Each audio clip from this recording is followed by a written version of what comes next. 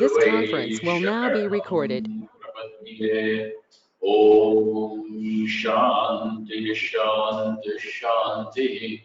Om Namo Brahmadibhyo Brahma Vidya Sampradaya Katribhyo Vamshashibhyo Mahabhyo Namo Gurubhyaha Sarvopaplavarahitāh Prajñānaghanah Pratyagarato Brahmaivahamsmi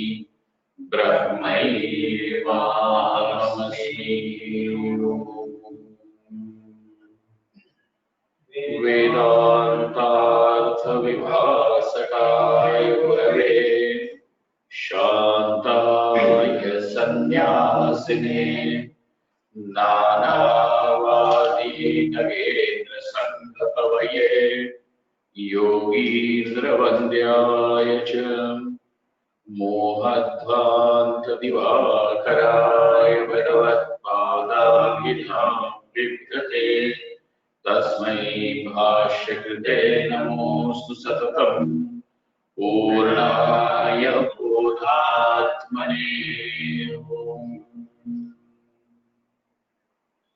Yasya Nishvasitam Veda Yo Vedebhyo Khilam Jagat Nirmame Vande Vidyarthamaheshwaram Vakshe Vividishanyasam Vakshe Vividishanyasam Vidvanyasam cha bhedataha Vidvanyasam cha bhedataha Hetu videha muktescha Hetu videha muktescha Jivan muktescha tau kramat Jivan muktescha tau kramat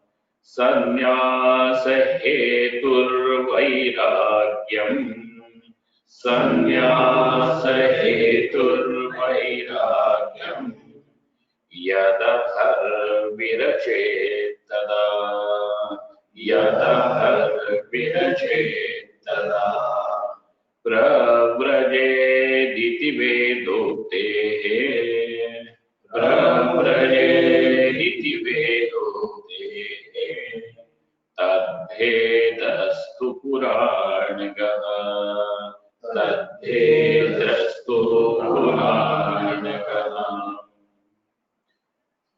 So now it was told to us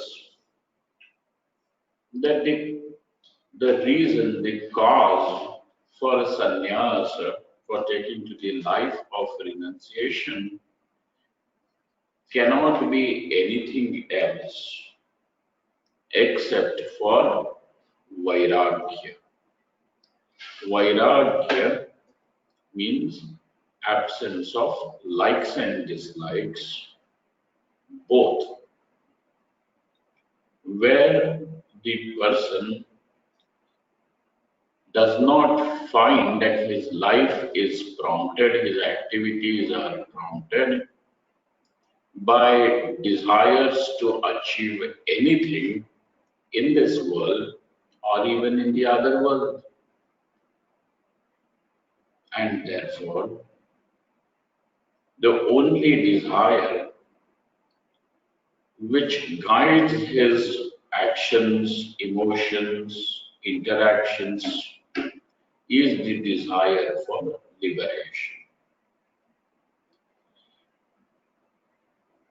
Every other desire holds no significance for such a person. Only then, when this is the internal composition of a person's mind, then only one should take to vairagya, sannyasa, life of renunciation. Sannyasa hetur vairagya. There is a very nice shloka mentioned over here in Achyutaraya's commentary, He says, Yada manasi sanjatam vaitrishnam sarvavastushu tada sanyasam icchanti patitasya viparyaye. Yada manasi sanjatam vaitrishnam. Krishna means thirst, a longing, for which whenever there is a thirst or a longing, then all our emotions, all our attention, all our, what do they call, mental activities are absorbed by that thirst, by that longing. Yada manasi sanjatam vaitrishnam, when when there is vitrishna, no longing, no more longing, when that longing is overcome, longing for what? Sarvavastushu, whether those objects belong to this world or those objects belong to the other world, because we find most of our theological religious works are replete with the description of the pleasures that one may find in the heaven, whether it is the food or women or drinks or the gardens of paradise, etc. All these descriptions, when one does not find that he is no longer controlled by he, in the sense that person's psychology is no longer dominated, controlled by these aspirations, only then there is vitrishna, no more longing. Uh, those who say that we have vairagya because we do not find any attraction towards the objects of the heaven, then that is not true, because when one is not able to overcome the attraction for the objects of this very world,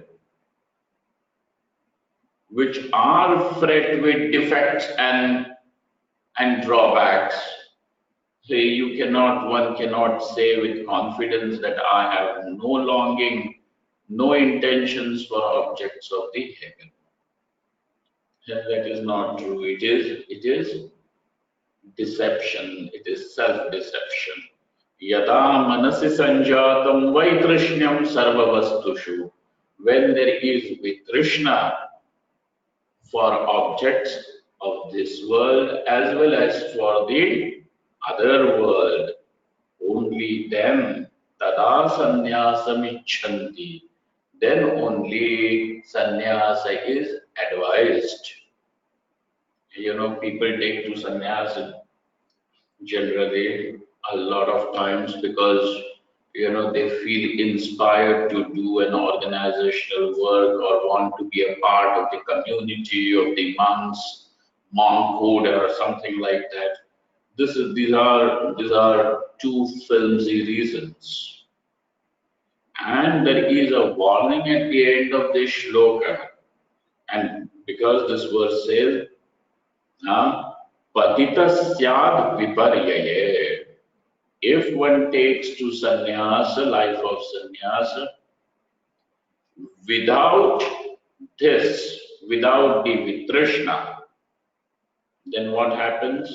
Then that person will definitely fall from grace. Patita hasyat. He will fall. Fall in the sense the person's life then after will be a living hell, because the person will be suffocated inside, does not have an expression outside, and wants to project he is a sannyasi, and then there is his life is nothing more but just living the internal conflict. and therefore patitaha syat viparyaye. If this is not taken into consideration, there will be patanam. Patanam means a fall. This is a nice shloka that comes not in the original word but in the commentary given by Achyutaraya. Now, furthermore, this Vairagyam over here, the present author Vidyaranya Swami has categorized into two classes. In the Yoga Sutra Bhashyam, we find that this Vairagya is, is classified under four headings with subtler implications. We will see that, and you will understand that all of this sits like a jigsaw puzzle together. It is not what do they call, diversion or a different opinion or anything like that, or conflicting opinion, no, nothing. Furthermore, let us read the verse number 4. विरक्तिर्द्विविधा प्रोक्ता विरक्तिर्द्विविधा प्रोक्ता तीव्रा तीव्रतरेति च तीव्रा तीव्रतरेति च सत्यामेव तु तीव्रायां सत्यामेव तु तीव्रायां न्यसेति योगी कुटीचके न्यसेति योगी कुटीचके.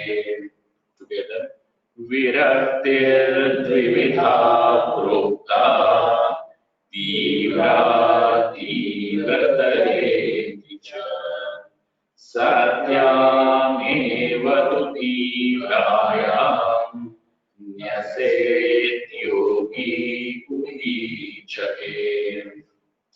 Virakti dvividha prokta. This virakti is twofold, of two types. What are the two types? Tivra and tivratara. Intense and very intense. So these are the two categories. Intense and very intense. Tivra. Tivra means intense. And Tivratara is very intense, more intense. It is a superlative degree, comparative degree. Tivratara. Satyameva tu Tivrayam. Okay. And whenever there is a presence of the virakti of vairagyam, which is tivra, okay, dispassion which is intense, nyased yogi, then a yogi should take to renunciation, or he should renounce. Nyased yogi, he should give up. And I have told you yesterday, but day before, that nyasa is karma tyaga. Okay? Because that karma will lead to some phalam, its consequence. If a person does not want that karma phalam, then why would he even have the karma, which is the means to that phalam? Naturally, he won't have it. And therefore, there is karma phala tyaga as well as karma tyaga. Okay. Nyased yogi, that yogi should give up. Which yogi are you talking about? The one who goes to yoga classes, etc. So the one yogi over here is karma yogi. What happens with Karma Yogi? That the Karma Yogi also renounces, but he renounces the Karma Phala. How does he renounce the Karma Phala? How does he give up the Karma Phala? He says, I am doing this karma as my worship of Ishvara. Whatever the karma that I am doing, I am not doing so that I can have a personal gain. So the karma phala is not the reason for which he is doing the karma. What is the reason for which he is doing the karma? That this life or all the situation that I am in is a perfect situation to serve Ishvara, to worship Ishvara. How? Through my actions which are in tandem with dharma. Actions which are in tandem with dharma, which resonate with dharma, not opposed to dharma. Doing anything and saying that it is offered to Ishvara does not work. Actions which are in tandem with dharma, righteousness. What is right? But why are you even doing right actions so that you can get right results? He says, no, no, no. I am not interested in results. Those are not my inspiration. Then what is your inspiration to work so hard and work so, what do they say, in the righteous manner so that my life can become dedicated to Ishvara? Thus, what do we find in life of a karma yogi? That he has given up the karma phala. And therefore, now when a person has truly lived a life of intense karma yoga, then that person is called as a yogi. Such a yogi alone is qualified for sannyas. Nyased yogi, let that yogi renounce. Nyased yogi. And how? Kuti chake. So there is a type of sannyasa, which are four types of sannyasa are there, and then there is another kind of classification too. These four types are Kutichaka, Bahudaka, Hamsa, and Paramahamsa. Okay, you can draw a flow chart. Kutichaka means a sannyasi who lives in a hermitage, in a cottage. Paranakuti, in a kuti. He lives over there in the kuti. But when can he take to that kind of a sannyas? Only when there is tivra vairagya. When the vairagya is intense, he does not find that he is fluttered by anything in this world. Kuti chake. Then comes, well, if the person has physical strength and endurance to undertake pilgrimages, etc., if he is physically strong, then that person should keep on walking, keep on going to different places without making one place as his residence. And since that person is going into various tirthas, various Ganga, Yamuna, Badri, Kedar, etc., all these places. So naturally, he is taking water from different places. So such a person is called as Bahudaka. Such a person is called as Bahudaka, not English duck. Bahudak. No, it is Bahudaka. Udaka means water, Bahu means a lot. Not that he drinks a lot of water, but he goes to various places, and since in different places the water is naturally going to change Bahudaka. So Nyased Yogi Kutichate. Furthermore, in the shloka number 5, Shakto Bahudake Tivra. Bahudake Tivra. Actually, we should not break it at Tivra, but for the sake of singing, now we are doing it. Shakto Bahudake Tivra. Shakto Bahudake Tivra. Tarayam Hamsa Samshite.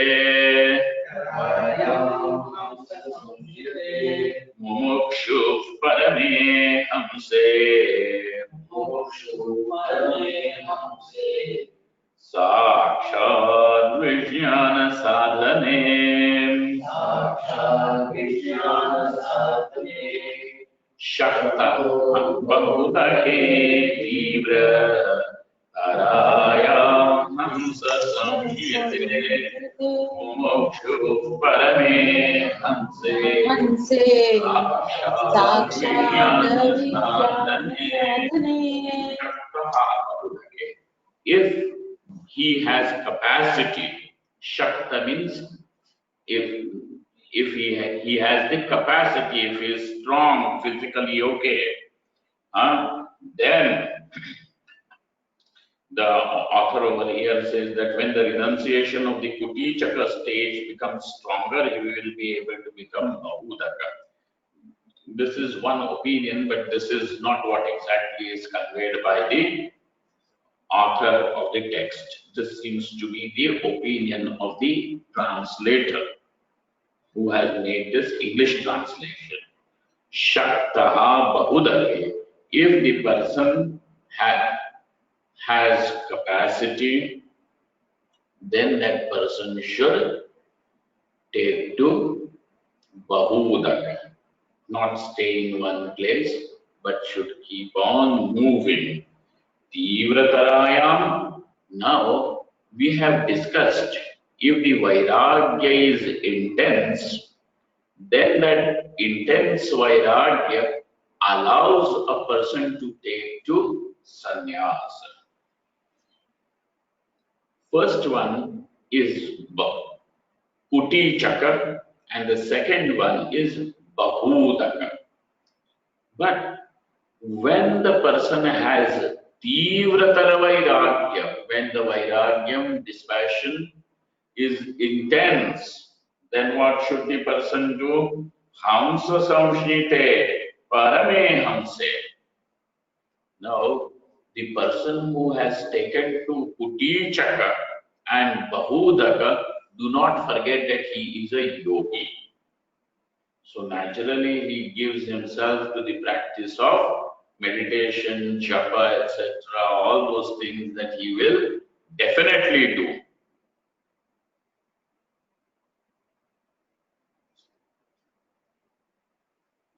But for what?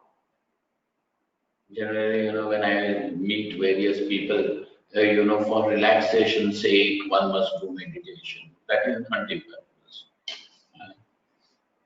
For relaxation, one should have a sound sleep. That is more important. Shaktaha Bahudake Tivratarayam. But when the dispassion is very intense, then the person should take to Hamsa or Paramahamsa Sannyasa. Now these are the 4 types. Hamsa and Paramahamsa Sannyasa. When who is qualified? It says Mumukshu, the one who is desirous of liberation. The one who is desirous of liberation and has no other desire, even an iota of it, then the person is called, he can take to the life of Hamsa or Paramahamsa sannyasa. Okay, we are going to see those things. I'm not going to go into, that explanation where I mean, what is Hamsa is the swan, and he is called as the swan because he does the discrimination of milk and the water, etc. And this is the mystical bird, like that, Atma, Anatma, etc. Everything is okay. Hamsa and Paramahamsa. Okay. These are the two types of sannyasa for which a person becomes qualified only in presence of Tivratara Vairagya. When the Vairagya is very intense, then there is Hamsa and Paramahamsa. Along with that, Mumuksha should be there. Desire for liberation should be there. And the qualification for Kuti, Chaka and Bahudaka is that a person should have Tivra Vairagya. Now let us see what is called as Tivra, what is Tivra Tara. Putradara Dhanadinam Putradara Dhanadinam Nasheta Kaliki Matihi Nasheta Kaliki Matihi Dik Samsaramiti Iti Idra Dik Samsaramiti Idra Syad Virakter Mandata Hisa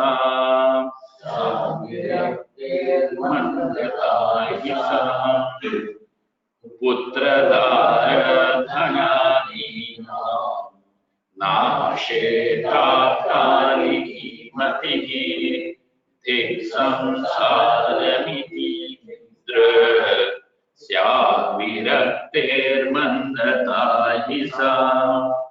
Putradara, we all go through these phases where one feels that I do not want this world, anything from this world now.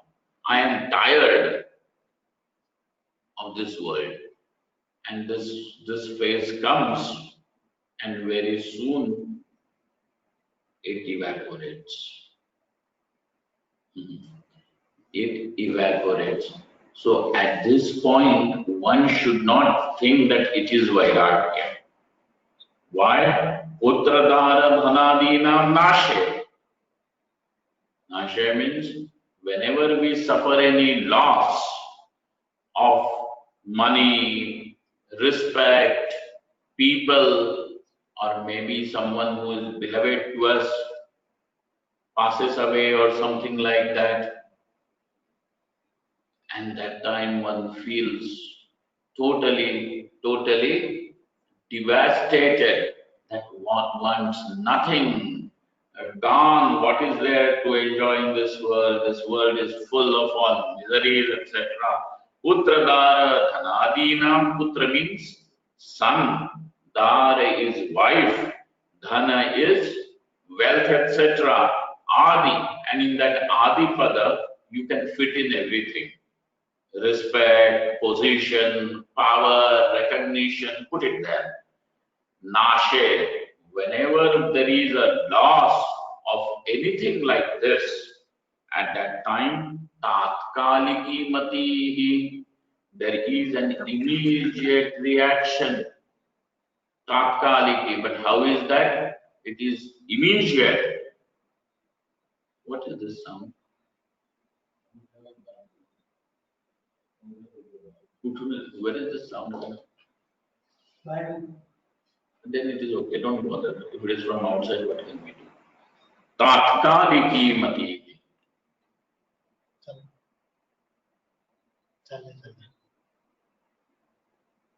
Tatkaliki means an immediate reaction. Tatkalika. And how is that? Dhik samsaram iti idrat. Like what? Like dhik samsara. Fire upon this world. Dhik. Fire upon this world. Shame on this world. Dhik samsaramiti idrat. Syad virakter imandata. And he says, though this appears like some form of dispassion, but this dispassion is actually manda. It is kind of a dispassion, but how is it? It is manda. Manda means it is lukewarm. Why lukewarm? Because say suppose if this situation wouldn't be there, would you ever say, I do not want this world or anything? So since this decision of ours is because of the circumstances, it is not because of dispassion itself. Since it is because of circumstances, and if these circumstances wouldn't be there, would one ever say, I do not want this? Then perhaps one will have to admit that maybe not, because I lost the person whom I love so much, and that is the reason why today I am feeling so,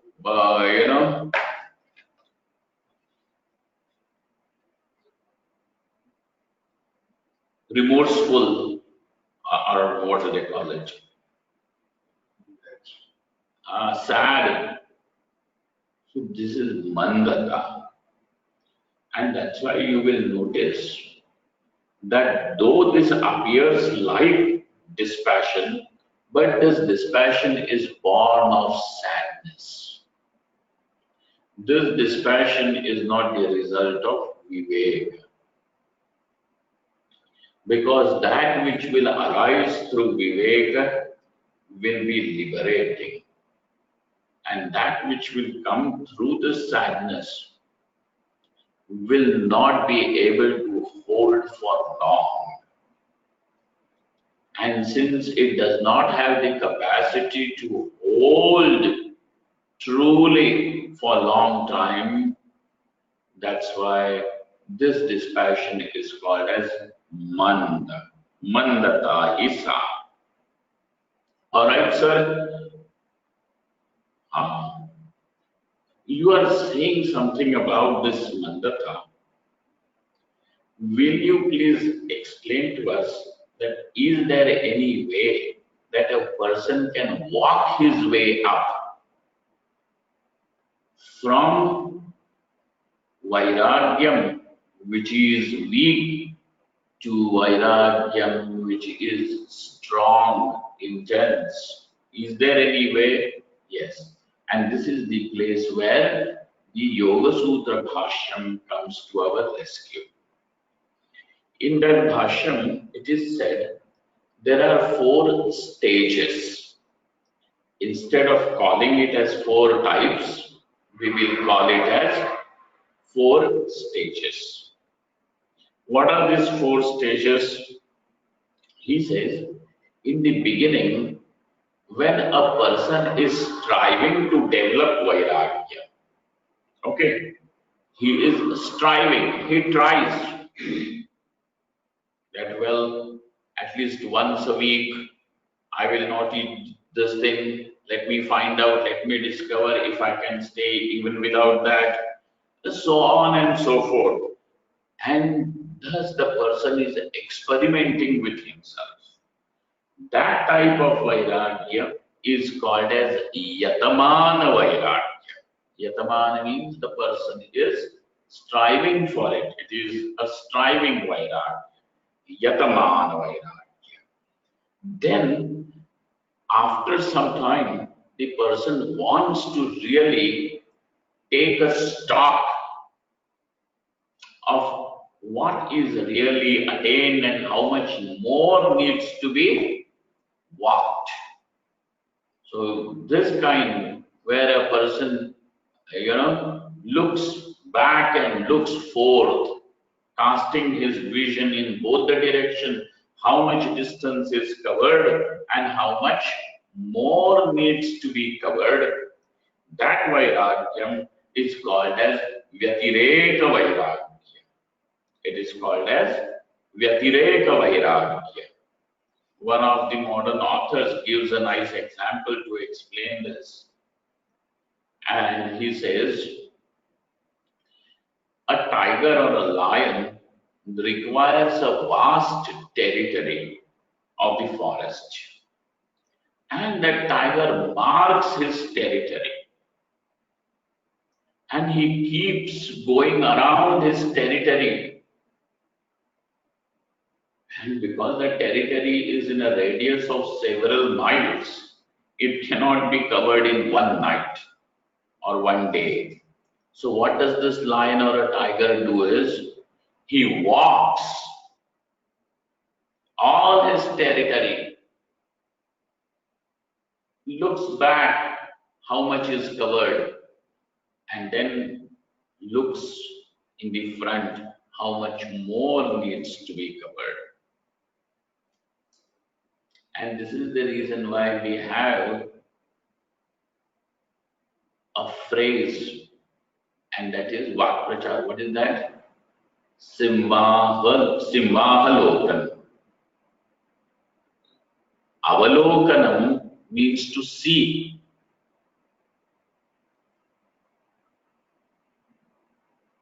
And from the vision of lion.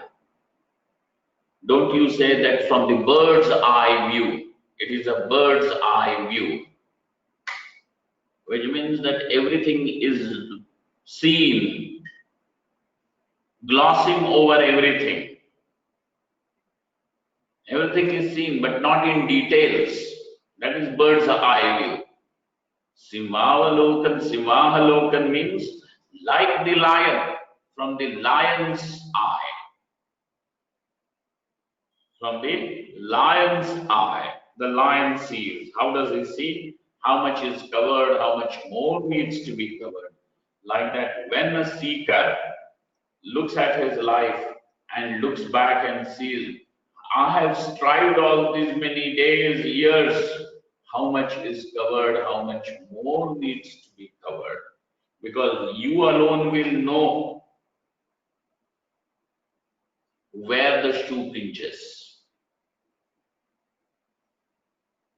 And nobody else can become a judge over here thinking that, well, he is like this, and others say that I have achieved great things. No. You alone will know where the shoe pinches. And that's why Vyatireka Samshya Vairagyam, where a person takes a stock of his journey. That is called as Vyatireka. Then Ekendriya. Ekendriya means, now externally the person is not vichalitam. Okay, the indriyas, the bahirindriyas are no longer the karmendriyas, jnanendriyas. They are not shaken by objects. Okay, they are not allured. The objects do not create any stir in the external organs. What are the external organs? The 5 jnanendriyas and the 5 karmendriyas. The 5 organs of knowledge, perception, and the 5 organs of action. These are called as bahirindriyas. They are not stirred, but there is a stir where? In the mind. What is this mind? According to the Yoga Shastra, Sankhya's also, it is an antarindriya. Mind is called as internal organ. It is called as an internal organ. So there is no longer a stir in the external organs, but there is a stir in the internal organ, the mind. That stage is called as, so there is a desire, but that desire is not that powerful to stir or bring about any reaction externally, but there may be something internally, and that is called as Ekendriya Vairagya. Why is it called Ekendriya? Because the desire does not descend down in all the 11 Indriyas. Indriyas are organs, 5 of action and 5 are organs of perception, plus 1, which is the mind. Okay? In a school of Vedanta, certain school in the sense, some acharyas, we do not accept mind as a sacred indriya as such, especially in the Vedanta Paribhasha, etc. It is vehemently rejected, this idea that mind is an indriya. Mind is a karana, but not an indriya. It is antakarana, but not an indriya. So, and he has given adequate reasons also to say that. But over here, in the yoga and Sankhya, it is accepted that the total number of indriyas are 11. How 11? 5 plus 5 plus 1. Okay. So the desire does not descend into the 10, but remains only in the 1. So desire does not come and affect the organs of perception or organs of action. So externally there will not be any reaction, but internally the stir is there. There is an interest, and that is called as. That's why when there is just that much, then that vairagyam is called as ekendriya. And then finally, vashikara. Vashikara. The fourth stage is called as vashikara samshya vairagyam. What is vashikara? Yoga Sutra itself defines this. Bhagavan Patanjali says, Drishtanushravika Vishaya Vitrishnasya Vashikara Samshya Vairagyam. That Vairagya in which Vishaya Vitrishna is there. Total thirstlessness. Okay, Vitrishna. Total thirstlessness. What is it that there is no longing at all? For what? Drishta anushravika vishaya. That whether that thing is belonging to this world, drishta, or which is only heard from the scriptures, heaven is like this, anushravika. Anushravika Vishaya. So whether it belongs to this world or to the other world, there is totally no desire for that. Not at all. So how do you know it is not at all there? Not because you are saying, but because it does not create any stir inside. Okay? It does not create any stir inside. Therefore, drishta anushravika vishaya vitrishnasya vashikara samshya. This is called as Vashikara Samshaya, Vashikara, Vairagya. Okay. Then Bhagavan Shri Krishna also says like this, Yada hinendriyartheshu na karma svanushachyate sarva sankalpa sannyasi yoga rudhastatochyate. Bhagavan Krishna says in the 6th chapter, Yada hi na indriyartheshu, when there is one does not have any attachment, any longing, attachment in the sense longing, any desire for the sense objects in the sense whether these are the objects of this world or of the other world. So when there is indriyartheshu, indriyartha means indriyanam artha. What is the thing, the objects of the indriyas? Shabda, sparsha, rupa, rasa, gandha.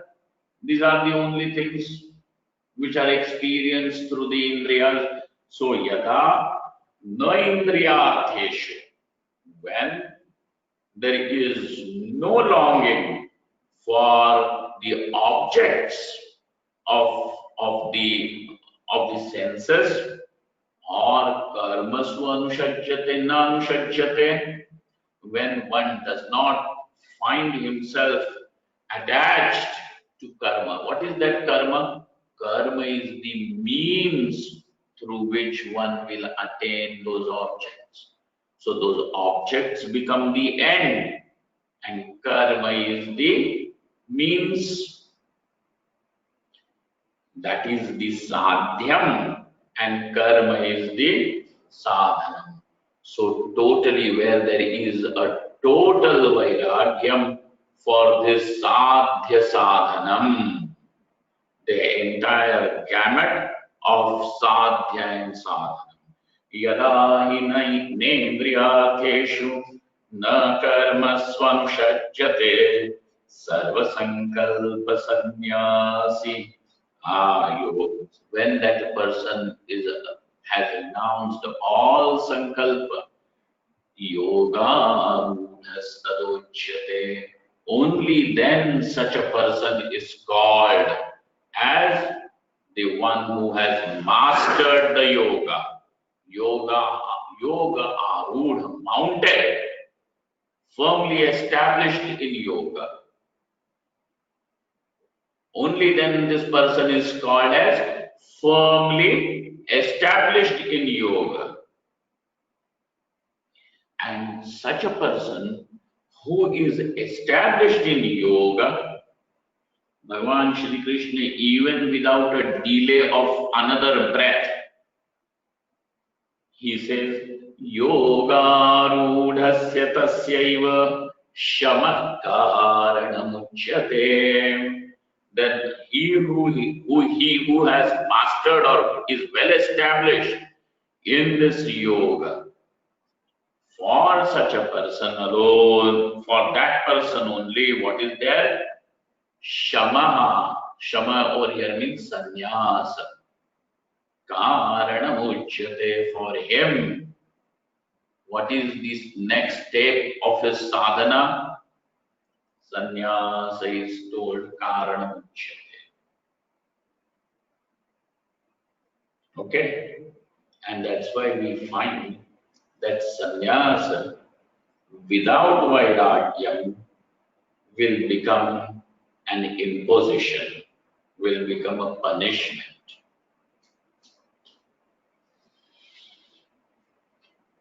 And therefore, when we find that people who have taken to sannyasa, but sometimes are very cruel, very political. Why? Because of lack of vairagya.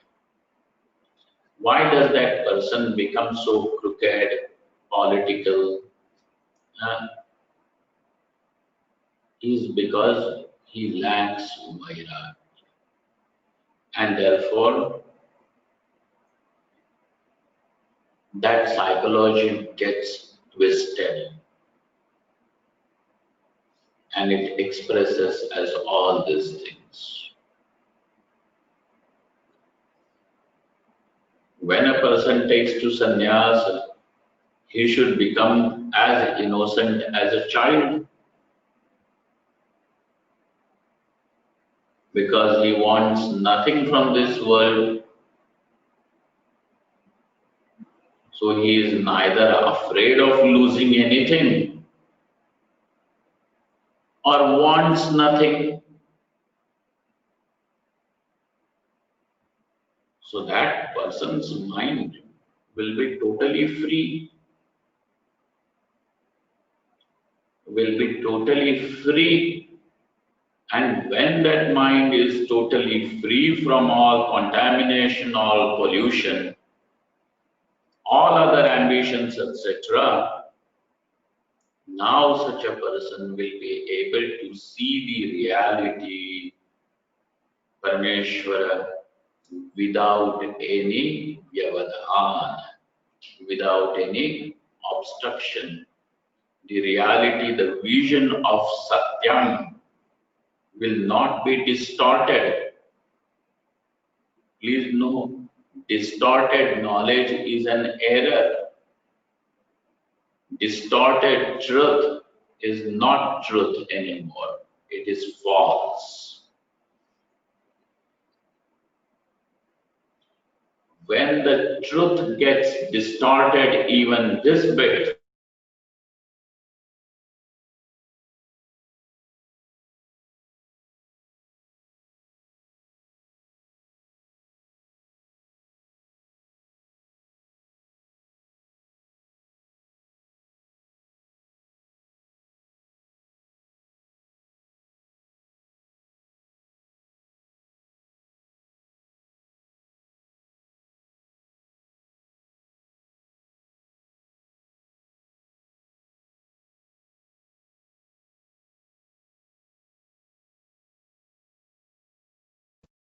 not as he wants, not as he likes, not as he dislikes, but as it is. And this is the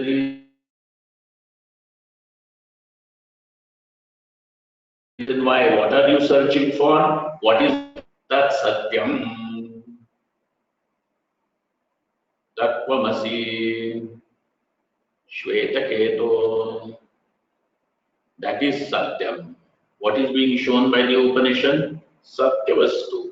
That what is the reality, what is the truth, the ultimate truth, if you like to say. This is what is being shown by the Upanishad. Why is one not able to see that?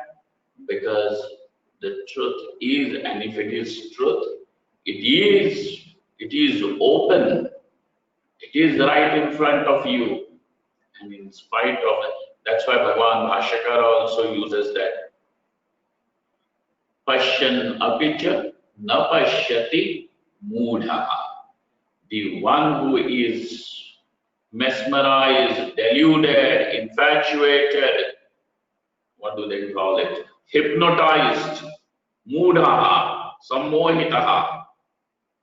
The one who is thus hypnotized, that person is not able to see in spite of seeing, which means he is not able to know in spite of experiencing. He is not able to know in spite of experiencing.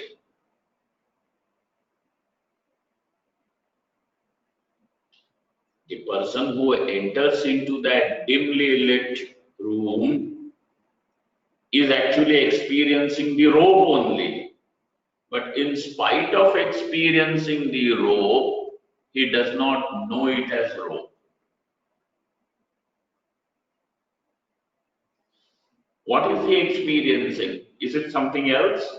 It is rope. But now for him, he is experiencing the rope not as a rope, but as snake. And therefore the reality is distorted. distorted reality is an error. It does not remain as Satyam. And what causes this kind of aberration, a twist, crookedness? The presence of likes and dislikes. And therefore, Bhagavan Shri Krishna had said in Bhagavad Gita, what does he say there? Jneyasa nitya sannyasi yona dveshti na kamshati. Know that to be a nitya sannyasi, not permanent sannyasi. Sannyasi is permanent only. Then what is there? Nitya sannyasi means well established, firm. When the sannyasi is firm, yona, whose sannyasi is firm, yona dveshti na kamshati, the one who does not long or has any hate, which means he who does not have any likes and dislikes. So thus, what have we understood today? That what is called as Vairagyam, what is called as Manda Vairagya, what is called as Manda. Manda means slow. Slow, what is the meaning? What is meant figuratively? What is meant is Vairagyam, which is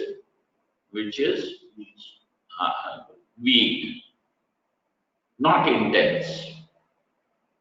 Vairagyam which is not intense. When is Vairagyam not intense? If it is generated by any situation. If it is generated by any situation, Putradara Dhanadinam Nashe Tatkaliki Mati Dhik Samsaramiti Idrit Syad Virakter Mandatahi Sa. Now we will see tomorrow what is called as intense Vairagya. Because this intense Vairagya is the cause for two types of sannyasa, which are those Kutichaka and Bahudaka. Then we will also see what is called as Vairagyam, which is very intense, which is the cause of Hamsa Sannyasa and Paramahamsa Sannyasa. Let us see that tomorrow. Om Purnamadaha Purnamidam Purnahat Purnamudachyate Purnasya Purnamadaya Purnameva Vashishyate. Om Shanti Shanti Shanti. Shankaram Shankaracharyam Keshavam Badarayaram Sutra Bhashitau Vande Bhagavantau Punah Punah. Ishvaro Gururatmeti Mukti Viveka Vyomavadvyapta Dehaya Dakshinamurtaye Namaha.